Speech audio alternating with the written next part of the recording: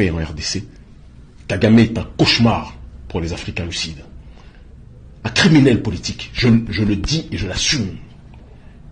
Et j'espère qu'un jour il sera traîné devant les tribunaux pour le chaos qu'il fait opérer actuellement et depuis un certain nombre d'années en RDC. Tant qu'on ne dit pas les choses avec vérité, je sais que je vais risquer des choses en disant ça, mais il faut qu'on ait le courage de le dire. Vous parlez de développement matériel, vous tuez les gens. Qu'est-ce que vous voulez créer? Une société civilisée ou un cimetière? À un moment donné, il faut s'interroger sur la situation que connaît cette région, sans qu'on ne pourra jamais avancer. Un pays qui ne produit pas le coltan, mais qui est le premier exportateur de coltan. De l'autre côté, le pays voisin qui est complètement détruit à l'est, détruit par la malgouvernance aussi congolaise, entretenue par l'oligarchie rwandaise, disons-le, et par la corruption congolaise. Ces choses-là doivent changer. Le docteur Denis Mukwege, mettons les histoires de prix Nobel à part, doit être soutenu.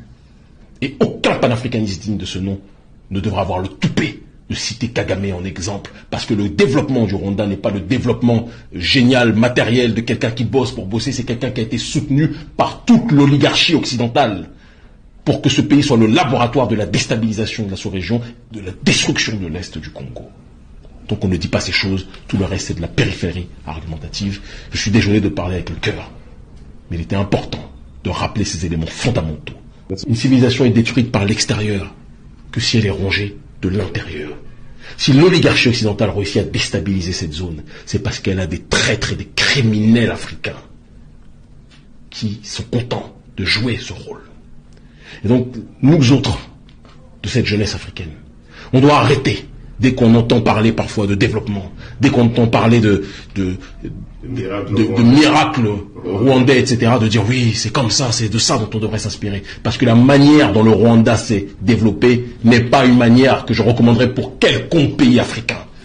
Le Rwanda sans les États-Unis, sans la Grande-Bretagne, sans Israël, ne serait pas ce qu'il est aujourd'hui. Le Rwanda sans la destruction et le viol de millions de femmes en RDC ne serait pas ce qu'il est aujourd'hui.